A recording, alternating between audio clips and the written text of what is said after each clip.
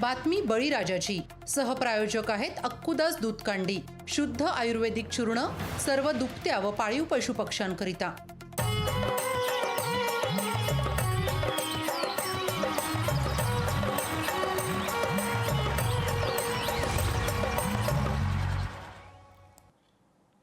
नमस्कार, मी अक्षरा चोरमारे. बातमी बळीराजाची या कृषी विशेष बुलेटिन मध्ये आपल्या सगळ्यांचं स्वागत. आता कृषी विषयक महत्त्वाच्या बातम्यांचा झटपट आढावा घेऊयात बळीराजा टॉप 10 मधून.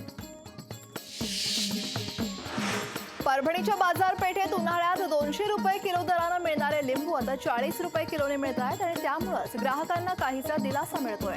तर इतर सर्वच हिरव्या पालेभाज्यांचे दर देखील वधारलेत. सह्याद्री पट्ट्यात एकीकडे रानगव्यांचा उपद्रव सुरू आहे, तर कणकवलीतील भिरवंडेसह आजूबाजूच्या गावात आता सांबर आणि रानडुकरांकडूनही भात पिकाची हानी केली जाते. सांबर तर दिवसाढवळ्या भाताची केसरं खाऊन नुकसान करतंय.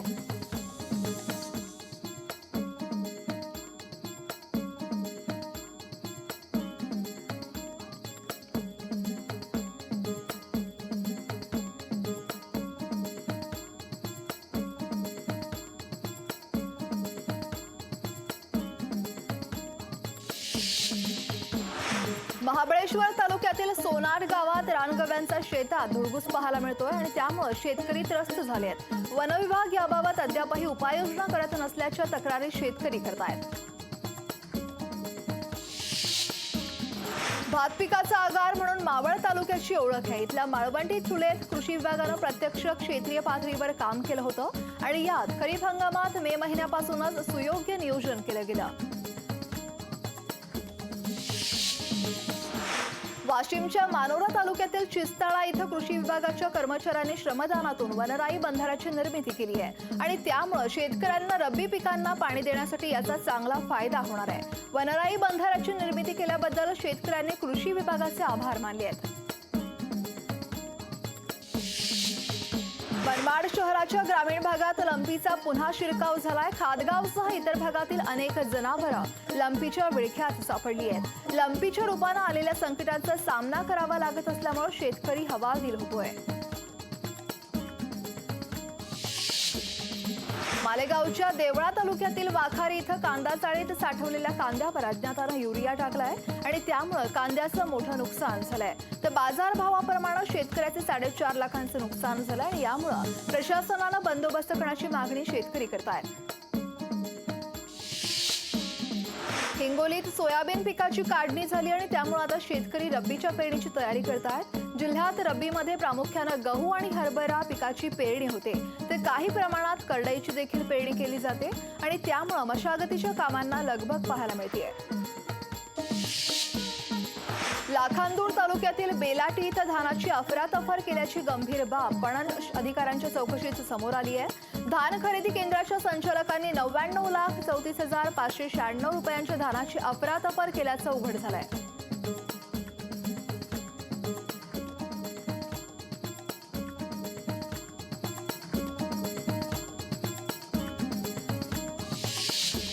आता कृषी विषयक बातम्या पाहूयात विस्तारानं. यंदा सोलापूर जिल्ह्यात पाऊस कमी झालाय, त्यामुळे ऊस उत्पादन घटणार आहे आणि त्यामुळेच अधिकचा ऊस मिळवण्यासाठी पंढरपूर भागातील साखर कारखान्यांमध्ये ऊस दराची स्पर्धा सुरू झाली आहे.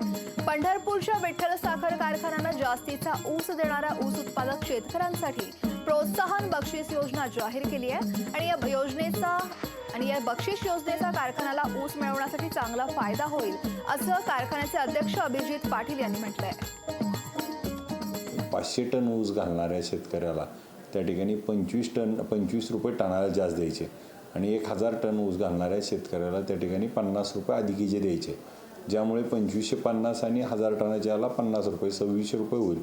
त्याचा फायदा कारखानेदारीच्या दृष्टीनं असा होतो की मोठे शेतकरी त्या ठिकाणी 4 कारखान्याला थोडा थोडा ऊस घालवतात आणि त्या ठिकाणी ऊस येणाऱ्या काळामध्ये दुष्काळ परिस्थिती असल्यामुळं गाळप जास्त होण्याच्या दृष्टीनं आम्ही ही योजना त्या ठिकाणी घेतल्यामुळं त्या ठिकाणी आम्हाला जास्त ऊस आणि हा शेतकरी आपला ऊस सभासदाचा ऊस दुसऱ्या कारखान्याला देणार नाही, तो आपल्याच कारखान्याला देईल, या उद्देशाने त्या ठिकाणी आम्ही ही योजना सुरू केली आहे. त्याचा आम्हाला चांगला प्रतिसाद देखील यामध्ये मिळेल अशी अपेक्षा आहे आमची. खरीप हंगामात अतिवृष्टीमुळे यवतमाळ जिल्ह्यातील शेतकऱ्यांचं अतोनात नुकसान झालंय. जिल्ह्यासाठी 204 कोटींचा निधी आला आणि दरम्यान दिवाळीपूर्वी शेतकऱ्यांच्या खात्यात पैसे जमा होतील अशी माहिती भाजप आमदार निलय नाईक यांनी दिली आहे.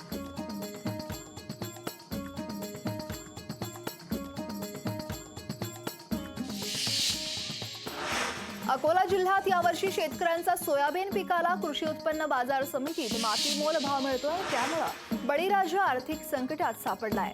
सोयाबीनच्या शेंगा भरण्याच्या काळात पावसात खंड पडल्यानं शेतकऱ्यांना फटका बसलाय. तर येलो मोझॅक रोगामुळेही नुकसान झालंय. तर सोयाबीन पीक काढणीच्या काळात वाढलेल्या मजुरीचा फटका सुद्धा शेतकऱ्यांना सोसावा लागतोय. 10 ते 15 दिवसांनी सोयाबीन काढणीला आले, पण मधात 27 दिवसात जो खंड पडला होता पावसामुळे, त्यामुळे बरंचसं नुकसान झालं. एकरी 10 ते 12 होणारं आज मला असं वाटते, माझ्या वैयक्तिक असं मत आहे, 5 ते 6पर्यंत आमचं उत्पादन आलं. तरी शासनानं यासाठी काहीतरी पर्याय काढायला पाहिजे. तर माझ्या मते सोयाबीनला वाढीव भाव हाच एक पर्याय आहे. कारण आता या शेतातली तूर जर बघितली तुम्ही, तूर पण गेली पावसाच्या खंडामुळे. इगतपुरी तालुक्यात सर्वाधिक पाऊस पडतो आणि तसंच या तालुक्याची भात पीक हे मुख्य पीक आहे. मात्र सप्टेंबर महिन्यात पावसानं 9 ते 10 दिवस दडी मारली आणि शेवटच्या टप्प्यात पावसानं हुलकावणी दिल्यानं भात पिकावर याचा परिणाम झालाय. तर शेतकरी अडचणीत असताना तालुका कृषी अधिकाऱ्यांचं इगतपुरी तालुक्याकडे दुर्लक्ष झाल्याचा आरोप हे शेतकरी करतायत. भात सीझन बघता मागं झालेला पाऊस तो समाधानी होता, परंतु शेवटच्या टप्प्यामध्ये जो पाऊस पाहिजे होता भातासाठी, जो पोषक पाणी पाहिजे होता, तो न मिळाल्याने पूर्ण तालुक्यातील भातांना आणि ग्रामीण भागामध्ये लाल मातीचे परिसरात जागा असल्यामुळं शेवटच्या टप्प्यात जे भाताला पोषक असं पाणी पाहिजे तो न मिळाल्यामुळे 50 ते 60% नुकसान हे शेतकऱ्याचं झालं आहे. काही ठिकाणी 90% पण नुकसान झाले आहे. तरी शासनाने याच्यावर तात्काळ दखल घेणं गरजेचं होतं. चारा टंचाईला पशुपालकांना दरवर्षी सामोरं जावं लागतं आणि त्यामुळेच पशुपालक शेतकरी दरवर्षी अडचणीत सापडतोय. चारा टंचाईवर काय उपाययोजना करता येऊ शकतात पाहुयात ग्राफिक्सच्या माध्यमातून. तर पशुपालकांनी चाऱ्याची नोंद ठेवणं अत्यंत आवश्यक आहे. गाई म्हशींना किती हिरवा किती कोरडा चारा द्यायचा याविषयी नियोजन करावं. जनावरांना विविध पेंडींचा वापर करून जनावरांचे खाद्य व्यवस्थापन करावं. रब्बी हंगामात द्विदल चाऱ्याची प्रत्येक शेतकऱ्यानं पेरणी करावी. विद्यापीठानं शिफारस केलेल्या चाऱ्याची लागवड करावी. ऊसाचे वाडे हा अत्यंत निकृष्ट दर्जाचा चारा आहे आणि ऊसाच्या वाड्याचा मुरघास हा बनवून ठेवावा. शासनानं पशुवैद्यकीय डॉक्टरांना ट्रेनिंग देणं गरजेचं आहे. डॉक्टरांनी पशुपालकांना वेळोवेळी माहिती द्यावी. या उपाययोजना चारा टंचाईवर करणं आवश्यक आहे.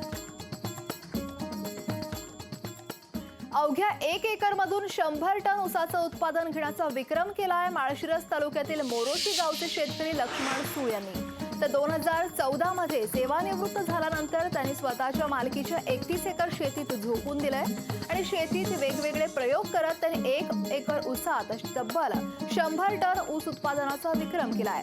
आणि याच संदर्भात थेट बांधावरून संवाद साधला आमचे प्रतिनिधी अभिराज उबाळे यांनी. आपल्यासोबत लक्ष्मणराव सूळ आहेत, त्यांच्याकडून जाणून घेऊयात की नक्की आपण एकरी 100 टन ऊसापर्यंत कसं पोचलात, कसं नियोजन ह्याच्यासाठी आपण केलं आहे. सर, मी या पंचसूत्रीप्रमाणे फक्त काम करतो. माझी 5 सूत्र ठरलेली असतात ऊसामध्ये. त्यामध्ये जमिनीची सुपीकता, त्यामध्ये काही गोष्टी करतो. त्यानंतर बेणी निवड एक महत्त्वाची ठरवतो. त्यानंतर लागण पद्धत एक माझी, आणि दुसरी गोष्ट त्यामध्ये खत नियोजन आणि पीक संरक्षण, पाण्याची पद्धत, पाणी व्यवस्थापन, या 5 सूत्रीप्रमाणे मी काम करतो. आणि त्याचा फायदा मला भरपूर मोठ्या प्रमाणात झाला. त्यामध्ये काही गोष्टी, माझी लागणीची पद्धत 5x1.5, 5.5x2 किंवा 5x2 अशी असते, आणि जेटा मोडणं, आणि बेसल डोस, खताचा एक बेसल डोस महत्त्वाचा आहे ठरलेला, तो एक बेसल डोस, दुसरा डोस, तिसरा डोस, चौथा डोस आणि पावसाळी डोस असे 4 किंवा 5 डोस करतो. आणि पीक संरक्षणाच्या दृष्टिकोनातून संजीवकाच्या फवारण्या करतो, कीटकनाशकाच्या फवारण्या करतो.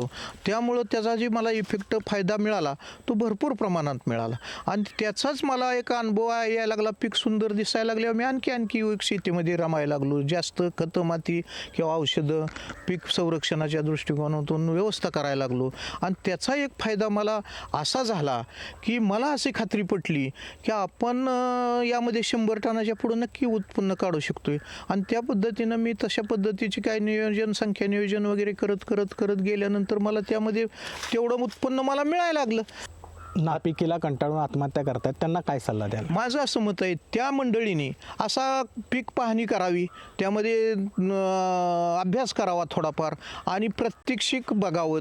त्या प्रात्यक्षिकामध्ये त्यांना कळेल की आपण फार मोठ्या प्रमाणात जर झोकून दिलं शेतीमध्ये पूर्ण अगदी वेळ, तर आपल्याला आत्महत्या करण्याची वेळ येणार नाही. अभिराज ओबाळे, लोकशाही मराठी, माळशिरस. राज्यातील तब्बल 45 साखर कारखान्यांनी पर्यावरण कायद्याचं उल्लंघन केल्याचा ठपका ठेवत या कारखान्यांचं गाळप बंद करण्याचे निर्देश केंद्रीय प्रदूषण नियंत्रण मंडळानं दिले आहेत. मात्र या 45 साखर कारखान्यांमध्ये काही साखर कारखाने हे आधीच मागील अनेक वर्षांपासून बंद आहेत, आणि यापैकी जे काही कारखाने सुरू आहेत त्यांचा परिणाम संपूर्ण ऊस गाळपावर होणार नाही, अशी ग्वाही राष्ट्रीय साखर संघाचे अध्यक्ष माजी मंत्री जयप्रकाश दांडेगावकर यांनी दिली आहे. क्रशिंग बंद करण्याचे आदेश राज्य प्रदूषण मंडळाकडे पाठवलेले आहेत. त्यामुळं अनेक जणांना असं वाटेल की 45 कारखाने बंद राहिले तर ऊसाचं गाळप होईल का नाही. ह्यामध्ये काही कारखाने मागील अनेक वर्षापासून बंद आहेत. जे 4-5 चालू कारखाने आहेत त्याचा परिणाम सर्व गाळपावर होणार नाही. शेतकऱ्यांचा सगळा ऊस गाळला जाईल, हा मी राज्य साखर संघाचा, राष्ट्रीय साखर संघाचा अध्यक्ष म्हणून ग्वाही देतो. मालेगावच्या मुंगसे बाजार समितीत बंद पाळला जाणार आहे. मराठा आरक्षण आणि जरांगे पाटील यांच्या उपोषणाला पाठिंबा म्हणून हा बंद पाळला जाईल, आणि त्यामुळे 4 ते 5 कोटींचे व्यवहार ठप्प होणार आहेत. सर्व व्यापारी आणि काही शेतकरी हे जरांगेंच्या आंदोलनाला पाठिंबा म्हणून अंतरवाली सराटीत जाऊन जरांगे पाटलांची भेट देखील घेणार आहेत. मनोज जरांगे पाटील यांच्या आंदोलनाला पाठिंबा देण्यासाठी व्यापारी युनियनतर्फे मार्केट बंद, म्हणजे सर्व मार्केट करून बंद पाळण्यात आलेला आहे. मार्केटमध्ये स्पेसिफिक असा फक्त मराठा समाजाचं मार्केट आहे असं तरी म्हणता येणार नाही, तसं नाही. सर्व जाती धर्माचे लोक इथं आहेत, सर्वांनी स्वयंस्फूर्तीने बंद पाळलेला आहे. आरक्षणाला पाठिंबा म्हणून सर्वांनी मार्केट बंद केलं.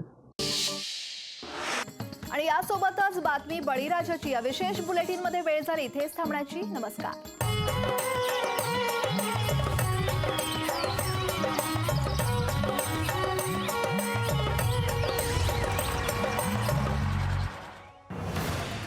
बातमी बळीराजाची सहप्रायोजक आहेत अक्कुदास दूधकांडी, शुद्ध आयुर्वेदिक चूर्ण, सर्व दुभत्या व पाळीव पशुपक्ष्यांकरिता. लोकशाही मराठी, ऐका, पहा, जागरूक रहा.